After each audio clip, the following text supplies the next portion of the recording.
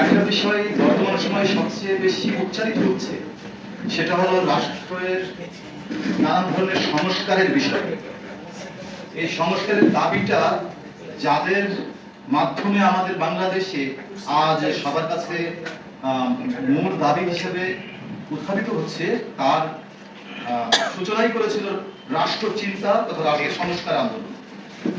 আমার খুব ভালো লাগছে যে রাষ্ট্র সংস্কার আন্দোলনের পঞ্চম প্রতিষ্ঠা বার্ষিকীতে এখানে উপস্থিত হতে পেরে, এবং এখানে যারা আছে রাষ্ট্র সংস্কার আন্দোলনে প্রত্যেকটি মানুষই আমার শ্রদ্ধার এবং পছন্দের মানুষ। কারণ তাদের যে উত্থাপিত দাবি, তাদের যে চাওয়া, তাদের যে পলিসি, সেই পলিসিগুলো আমার খুবই পছন্দ।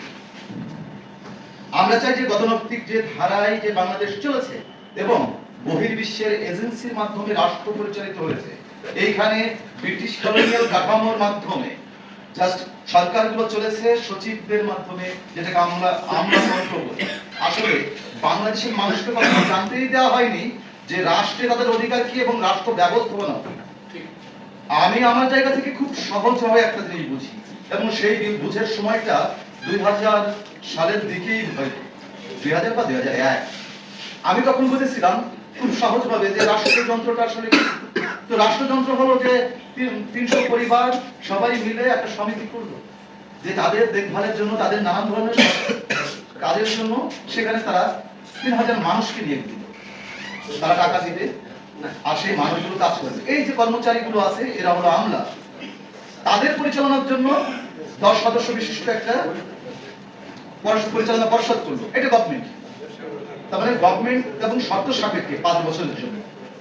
তো সে জায়গায় কি হচ্ছে আমরা দেখেছি, বিগত দিন দেখেছি যে সেই সরকার এই আমলাদের সাথে, মানে কর্মচারীদের সাথে যোগ হয়ে এই দেশের মানুষকে চষে খাচ্ছে এবং মানুষের কাছে আসলে জবাবদিহি করছে না।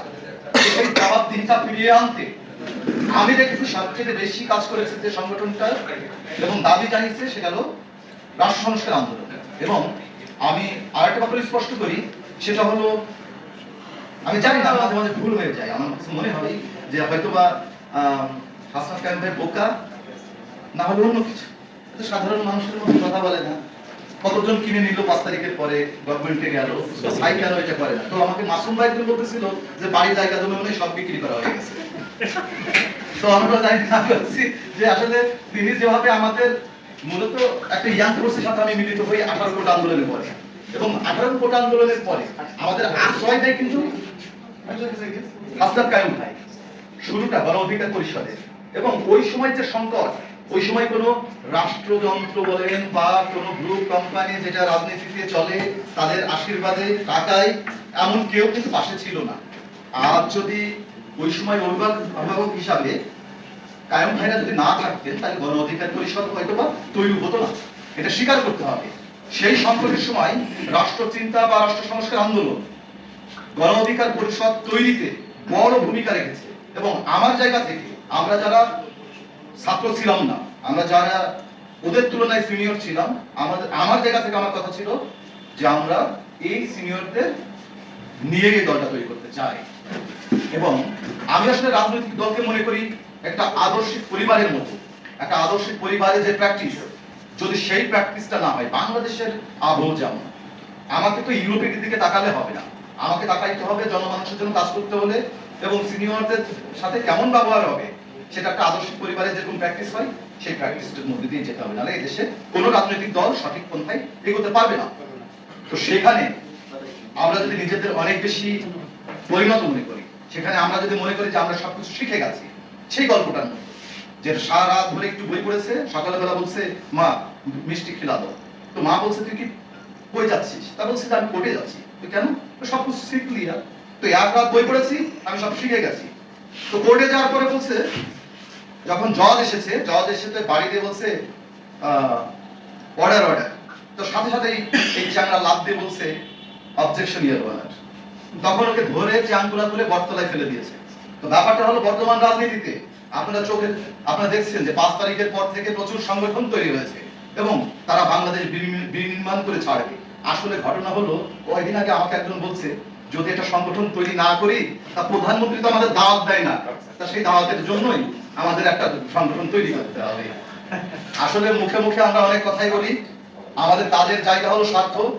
আমরা হয়তো বা রাশেদ খানকে বলি যে চেটে চেটে উঠে গেছে, কিন্তু সেটা কিন্তু অন্তর্জালা।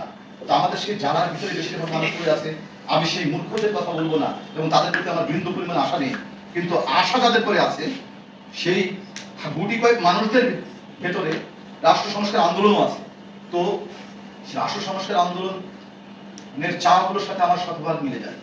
সেই জায়গা থেকে যে প্রচেষ্টা, মাত্র 5 বছরের, এখানে লেখা আছে 5 বছর প্রতিষ্ঠা বার্ষিকী, কিন্তু না, এই চিন্তার জায়গায় যে মানুষটা চিন্তা করে বা যার মাধ্যমে এই চিন্তাটা এসছে, তার চিন্তা যত বছর, এই রাষ্ট্র সংস্কার আন্দোলনের বয়সও ঠিক ততই বছর।